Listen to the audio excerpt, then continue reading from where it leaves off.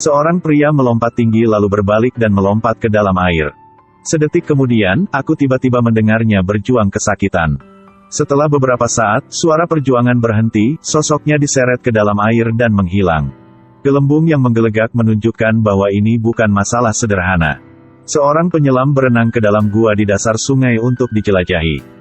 Melihat benda kuning bersinar, dia mendekat untuk melihat bahwa itu adalah sekantong kaviar transparan.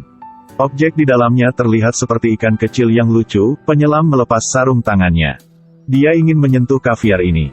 Tapi tiba-tiba si penyelam diserang, tangannya digigit sesuatu. Dia mengeluarkan senter dan melihatnya. Di bawah cahaya redup, ribuan makhluk ganas menjulurkan taring mereka. Sedetik kemudian, mereka dengan panik bergegas menggigitnya. Rekan setimnya menemukan bahwa sabuk pengamannya rusak, dan headphone terus mengirimkan jeritannya yang menyedihkan.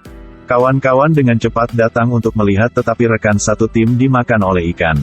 Belum lama ini Pak Mad Boy sedang memancing di danau. Pak Mad sedang minum bir sambil mendengarkan musik yang sangat menyegarkan. Ikan itu kemudian menggigit kailnya, menyebabkan perahu berguncang dan botol bir jatuh ke dasar danau. Sedetik kemudian, danau yang tenang tiba-tiba bergetar hebat, dasar danau tiba-tiba tenggelam. Pusaran air muncul di permukaan danau, memutar perahu di sekitar. Makhluk berkerumun keluar dari dasar danau out. Mad Boy jatuh ke danau, makhluk-makhluk itu bergegas menggigit tubuhnya. Setelah beberapa saat, danau kembali tenang, perahu masih terombang-ambing. Menerima berita bahwa seseorang hilang, agen khusus FBI datang untuk menyelidiki dan menemukan kapal kosong di darat. Julie ingin menarik kapal tunda yang tidak sengaja jatuh ke air. Menemukan mayat di dalam air membuatnya sangat ketakutan sehingga dia tidak bisa berhenti berteriak. FBI membawa ikan untuk menemui profesor yang berpengalaman. Ikan ini bergegas ke dalam air. Profesor tua itu tercengang dan tidak bisa mempercayai dengan matanya. Dia mencoba memasukkan tangannya ke dalam air. Sedetik kemudian, semua orang takut untuk berteriak, ternyata ini adalah makhluk yang hidup jutaan tahun yang lalu dan musnah. Mereka hidup dalam kelompok yang sangat ganas. Setiap jejak bau darah dapat memprovokasi mereka menjadi serangan kekerasan. Mereka adalah ikan pemakan manusia yang hidup paling lama di dunia. Tentunya getaran di dasar kolam batu memicu telur untuk menetas, mereka hidup kembali. Mengetahui hal ini, FBI tercengang. Karena sekarang adalah musim turis, ribuan turis berada di danau menikmati liburan. FBI memegang pengeras suara dan berteriak. Di danau ada ikan kanibal yang tidak aman, minta semua orang untuk bergegas kembali ke pantai. Para turis yang bermain sangat terpesona kirain dia berbohong. Begitu FBI selesai berbicara, mereka melompat ke dalam air. Kejutan danau besar menarik sekelompok ikan karnivora untuk bergegas menuju sekelompok orang. Permukaan air langsung mendidih seperti ketel mendidih. Semua orang panik, dan lari. Warna merah darah segar membuat danau terlihat seperti sup darah. Lantai dansa seperti nampan berisi perut babi yang dituangkan ke dalam air. Banyak orang menjadi prasmanan untuk ikan kanibal. FBI memutar matanya dan bergegas menyelamatkan mereka. Orang-orang kulit hitam sangat berani, terus-menerus menembaki ikan. Tembak semua peluru, lalu lepaskan baling-baling kapal, gunakan baling-baling untuk menghancurkan ikan. Ikan yang tak terhitung jumlahnya dihancurkan menjadi bakso ikan tetapi mereka datang lebih banyak. Ikan yang penuh sesak masih bisa menyerbunya, dia masih berteriak keras agar semua orang pergi dengan cepat. Permukaan danau ramai sebelumnya, sekarang tulang belulang orang mati ada di mana-mana seperti neraka di bumi. Julie menerima telepon, anaknya sedang bermain di kapal pesiar di tengah sungai. Dia memperingatkan putranya untuk tidak masuk ke air dan kemudian membawa polisi kulit hitam untuk menyelamatkan. Pada saat yang sama, anak-anak Julie yang berada di perahu melihat ikan melalui kaca, membuat mereka sangat penasaran. Ketika Jake dan saudara perempuannya sedang berbicara, perahu tiba-tiba berguncang. Ternyata baling-baling kapal tersangkut di tempat yang berlumut. Kapten mencoba mengarahkan perahu ke belakang dan kemudian menekan pedal gas dengan keras untuk bergerak maju. Baru saja melihat lumut dihilangkan dan mengatasi kesulitannya, tetapi sedetik kemudian perahu itu menabrak karang. Melihat melalui kaca, saya melihat bahwa air telah membanjiri perahu, dampaknya menyebabkan keduanya jatuh ke dalam air.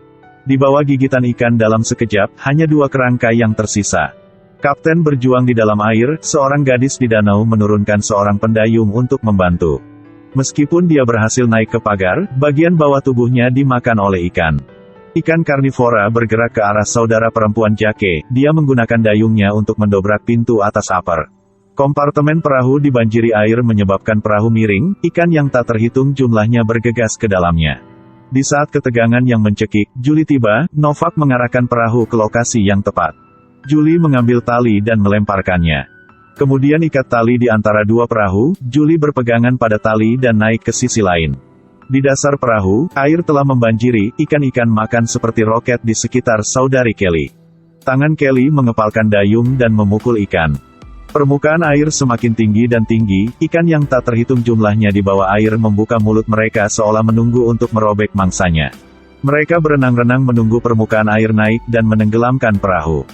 Julie memutuskan untuk menyelamatkan semua orang ke kapal lain terlebih dahulu.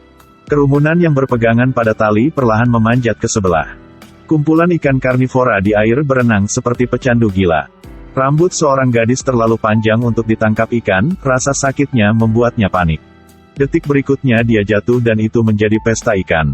Julie naik ke tengah pegangan begitu keras sehingga putus. Untungnya itu tersangkut di pagar tetapi Julie sudah melorot di air.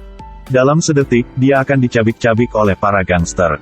Novak dengan cepat mengarahkan perahu untuk meregangkan tali, sehingga dia bisa menarik Julie dalam sekejap mata. Ikan takut langsung kabur. Adik Kelly masih terjebak di bawah perahu, Jake memutuskan untuk turun menyelamatkannya. Dia memutuskan untuk menggunakan kapten sebagai umpan. Sedetik kemudian, tangannya meraih kepanikan Jake melemparkannya ke bawah untuk menarik ikan. Jake berenang ke perahu dari sisi lain. Anta tim Timot KG Chiusang, Ket HP Voibo Dam Sekota Tertan Motki Pendu dan K. Dia berkata melalui radio ke Novak 10 detik hitung mundur, ayo berlayar. Jake menukik ke arah tangki bensin lalu membuka katup tabung gas. Tanpa diduga, setelah 10 detik hitungan mundur, perahu tidak bisa berjalan.